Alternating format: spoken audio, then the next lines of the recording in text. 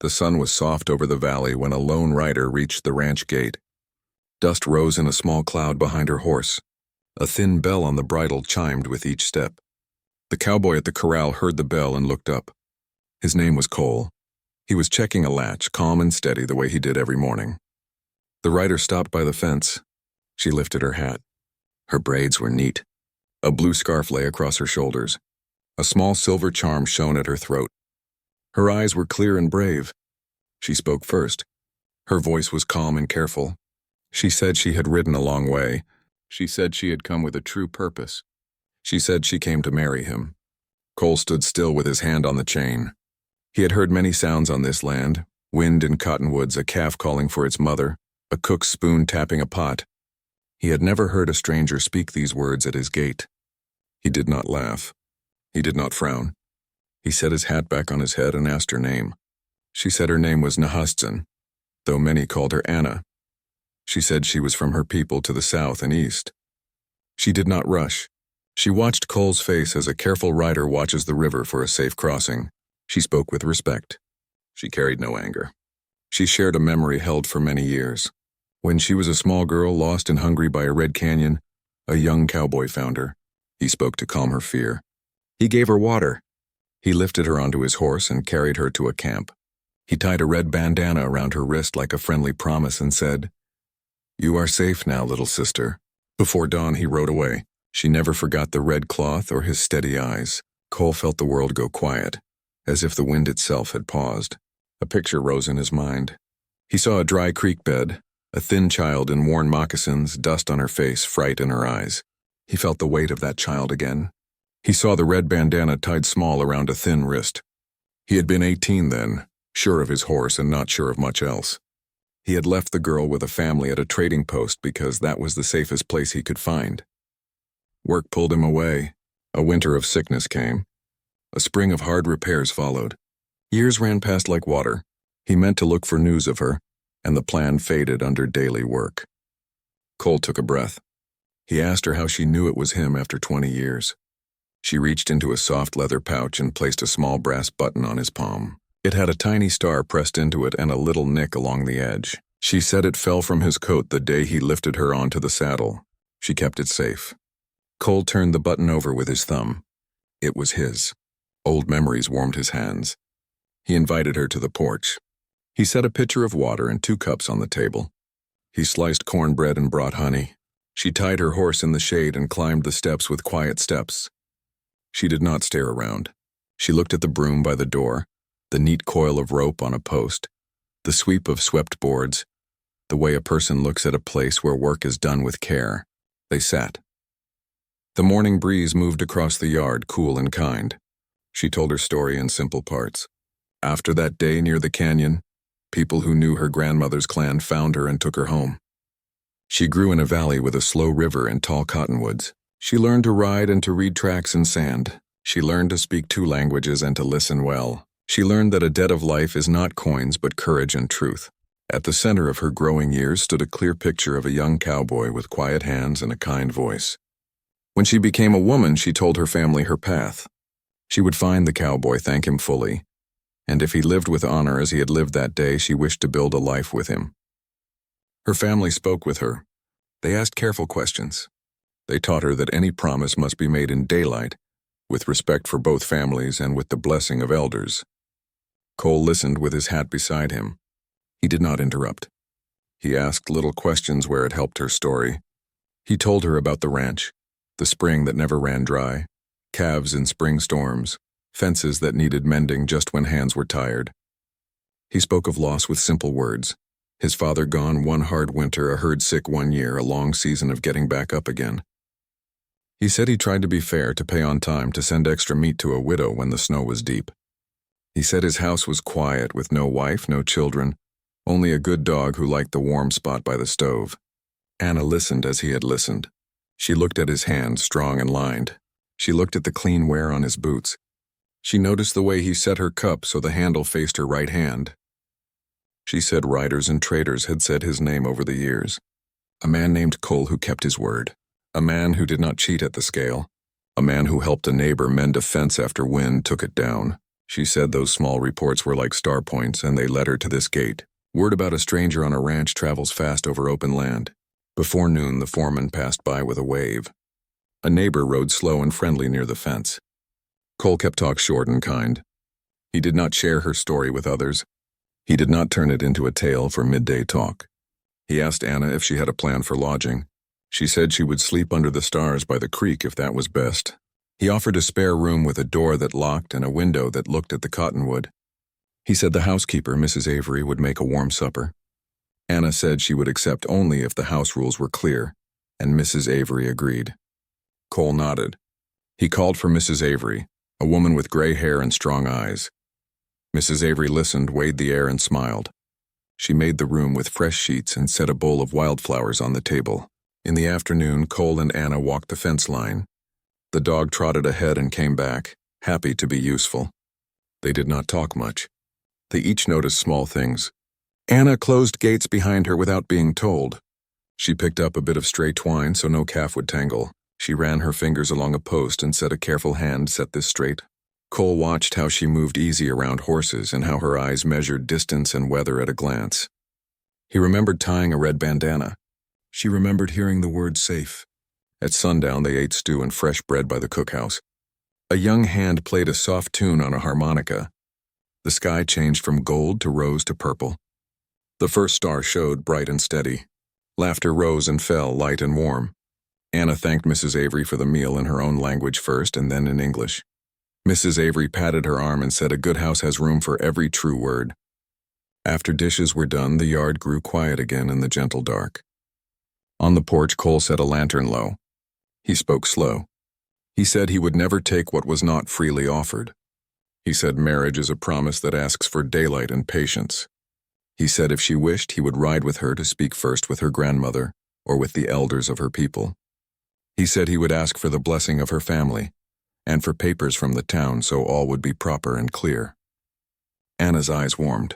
She said these words matched the old promise tied around her wrist long ago. She said she had not come to make noise. She had come to ask for a life of respect and shared work. They agreed on a simple plan for the morning. They would ride to the red canyon where he had found her. Cole would show a long scratch in the stone made when his horse slipped that day. Anna would show the cottonwood roots that made a small cave where she waited. The land would tell the same story if the story was true. After that, they would send word to her family and to the elders. They would invite them. They would ask the justice of the peace to write papers in plain ink. Each step would be in daylight before many eyes, so honor would stand tall. Before sleep, Anna walked to the cottonwood by the creek. She sang a short song of thanks, low and clear. It was a song learned from her grandmother, made to honor the quiet of night and the steady ground. The notes moved like water. Cole listened from the porch. He did not know the meaning of the words, but he felt their truth. The night seemed more whole after the last note faded. In her room, Anna placed two things on the small table. One was the brass button with the tiny star. The other was a folded red bandana kept safe for many years. The color had softened, but the knot mark still showed. She touched both with 2 fingers, not to cling only to the past, but to honor the path that had brought her here. She lay down and rested without fear. Cole sat a while with the lantern low. He thought of the boy he had been and the man he had tried to be. He felt grateful that the past had not blown away like dust, but had returned with a face and a name. He thought of the long miles she had ridden and the courage it took to speak plain words at a stranger's gate. He felt less alone. He put out the light and slept long and still. Dawn came fresh. Coffee steamed in the kitchen. Mrs. Avery hummed as she set biscuits on a tray. The dog barked twice as if to greet the day. Cole saddled 2 horses. He checked each strap with care. Anna stepped into the yard with her braid tied back and the blue scarf neatly folded. They looked at one another with steady eyes. They did not speak large promises. They did not rush the day. They mounted up and turned toward the red canyon. Behind them, the house stood quiet and good. Before them lay a narrow trail, a place of proof, and the next honest steps of a life that might be shared. Dawn was pale when they left the yard and pointed their horses toward the red canyon. The air was cool and kind. The dog loped along for a while, then turned back when Cole whistled soft. The trail ran between low hills where sage brushed their boots and small birds rose and settled again. They did not speak much at first. The quiet was good. Hoofbeats made a steady rhythm that felt like a promise in motion. Near mid-morning, they reached a ridge where the land opened wide. The red canyon lay ahead, cut deep like a long book with stone pages. Cole slowed his horse and lifted his hand, as a man does when he greets a place that holds memory. Anna looked with calm eyes. She studied the edges and the way the morning light lay across the far wall. She pointed to a cottonwood below, tall and patient near a bend in the dry creek. The wind moved its leaves like a soft voice. "There," she said. "I remember the shape." They rode down the slope and let the horses drink where a clear spring seeped. Cole dismounted and walked along the creek bed. He searched the rock, face with careful eyes, the way he might look for a lost calf's track. At a turn in the stone he found a long scratch, white and thin against the red. He laid his palm on it. "My horse slipped here," he said.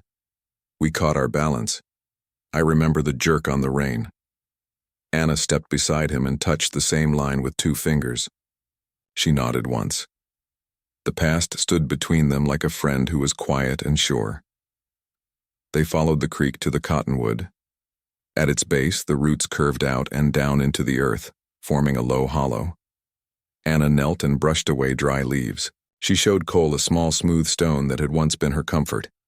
She had rubbed it with a child's hand until it turned round. She had hidden it there. She had not known why she would need it, only that some part of her wanted to leave a mark of her small courage. Now she lifted it and set it on the root. "I was here," she said softly.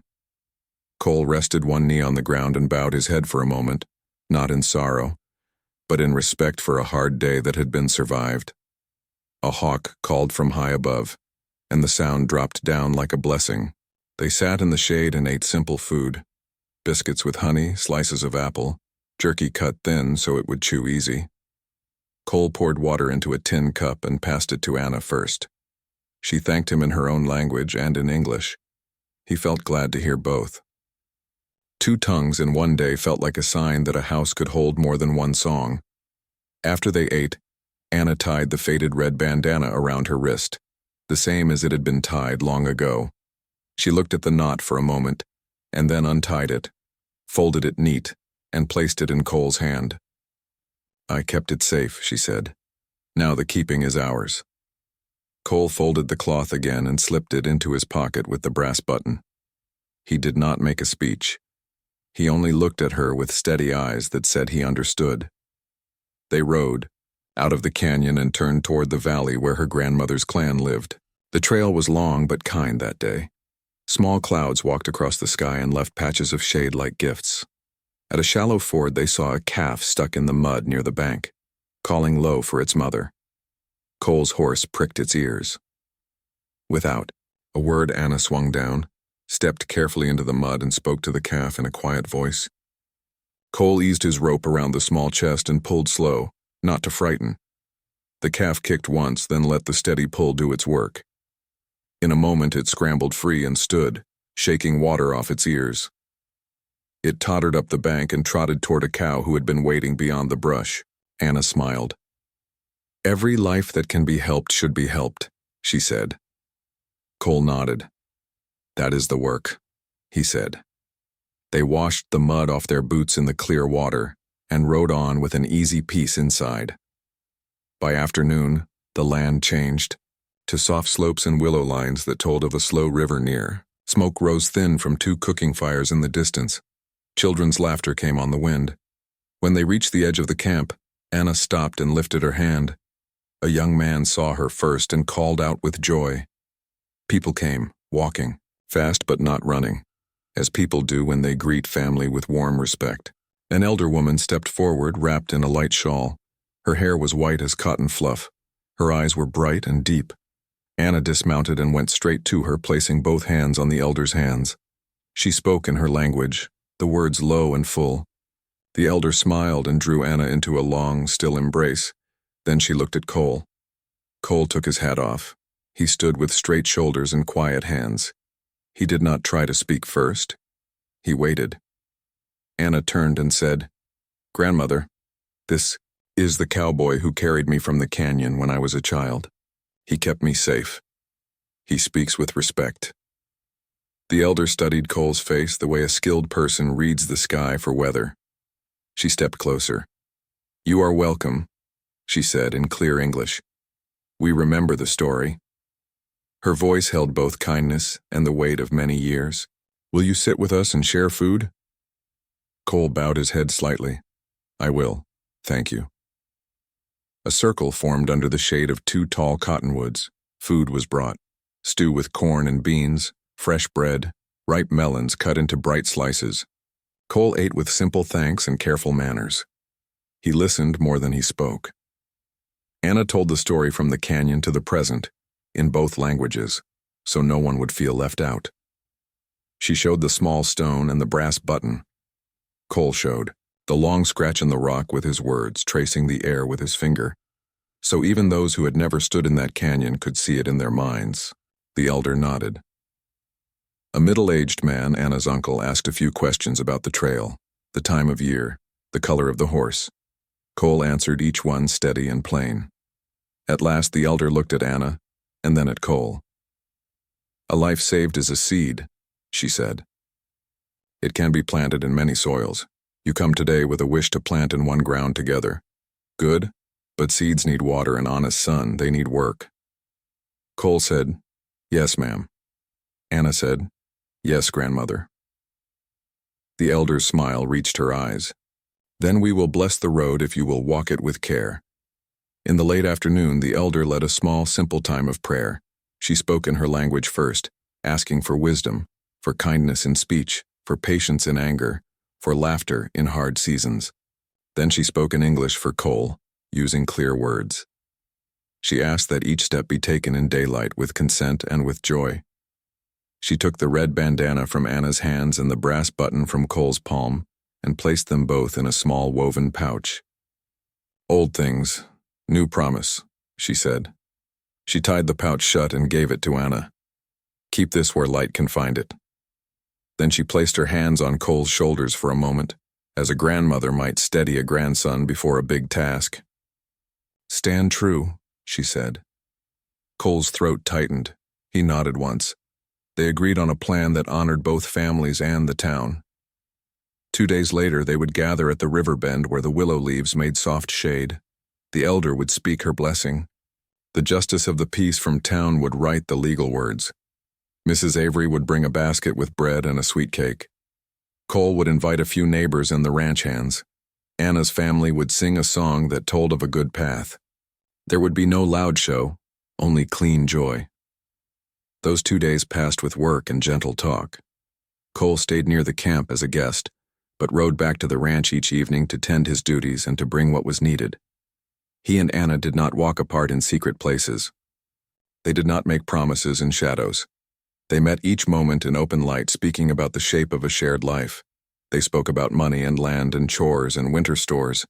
They spoke about how to honor both her people's ways and the town's order. They spoke about the names they would wish to give any child who might come one day, choosing names that carried both histories. They planned a small garden near the house where herbs from her grandmother's valley could grow beside Mrs. Avery's beans. They planned a room for guests who traveled far, with a warm quilt and a place for water and a small book of stories in both languages. The wedding day came bright and soft.